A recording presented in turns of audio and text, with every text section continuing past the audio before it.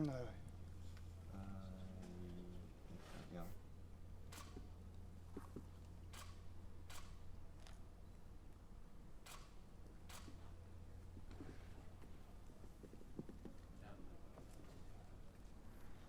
Prachtig. Nog één gezien, maar zeggen dat het niet kan. Nee, maar wat ik onze insteek was,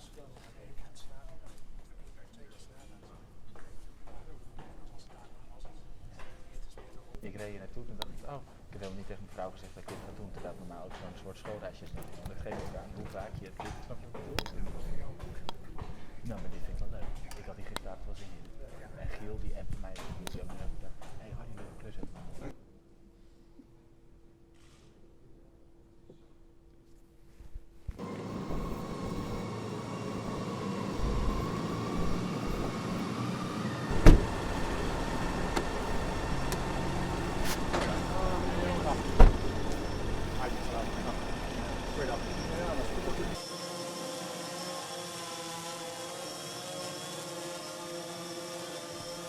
Goedemiddag.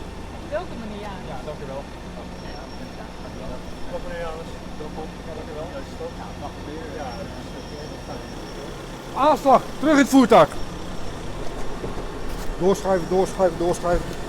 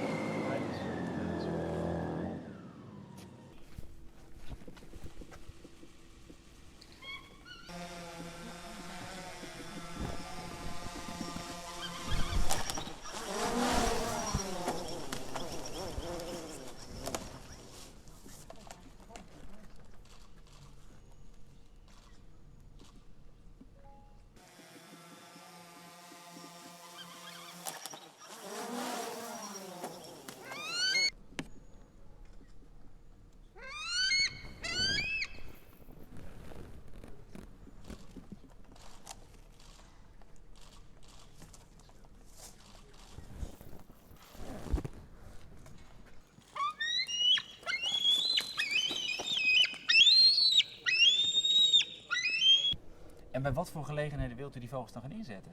Nou, bijvoorbeeld bij een evenement waar veel mensen op afkomen, hoogwaardigheidsbekleders, waar een mogelijke dreiging is voor een avond met een drone. En is het niet ontzettend pijnlijk voor de klauwen van die vogel?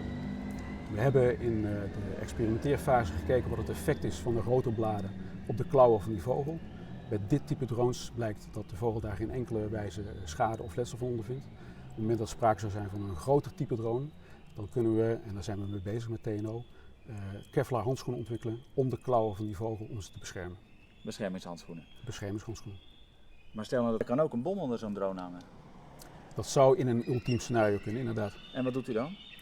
Dan maken we toch altijd een afweging met welke interventie we dit risico willen gaan tackelen. En dat zou inderdaad kunnen betekenen dat we dan toch die roofvogel inzetten. Als dat het veiligst is. Als dat het veiligst is voor de omgeving. Maar dat zou dan kunnen betekenen einde vogel. In het ultieme scenario, inderdaad. Hoe oud is deze? Dat is een van onze nieuwe aanwinsten. Die is ongeveer 5 maanden oud. En wanneer wilt u deze inzetten? We zijn nog een maand of 7, 8 met hem aan het trainen en dan is hij operationeel. Nou, dan nog even van poot naar dingen, zegt Giel, denk ik.